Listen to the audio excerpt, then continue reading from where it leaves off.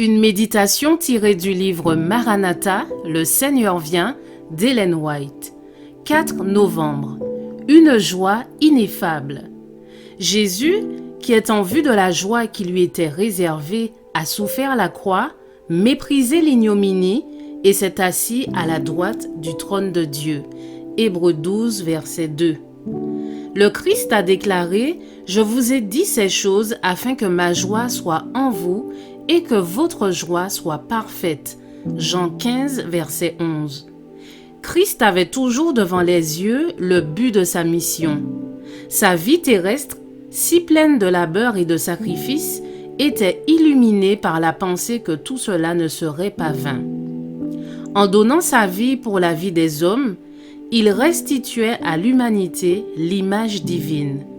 Il nous faisait sortir de la poussière, transformait notre caractère d'après le modèle de son propre caractère et l'embellissait de sa propre gloire.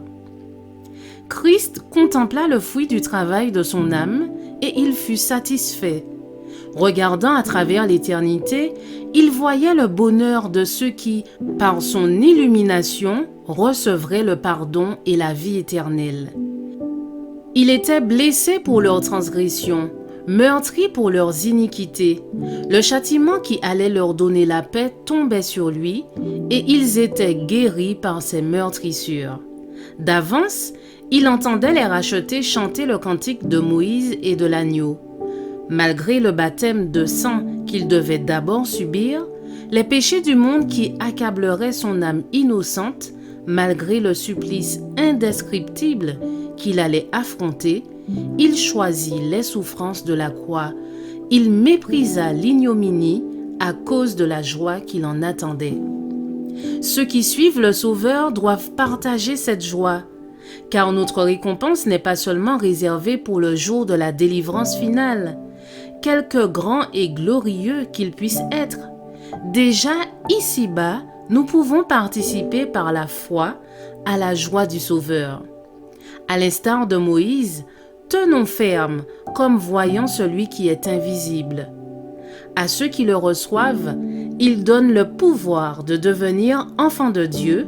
Ainsi, Dieu peut les recevoir comme siens et ils habiteront avec lui pendant toute l'éternité.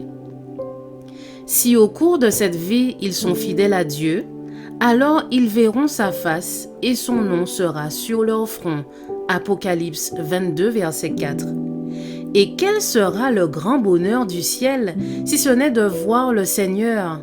Quelle joie plus intense pourrait avoir le pécheur sauvé par la grâce du Christ, sinon de contempler le visage de Dieu et de le connaître en tant que Père.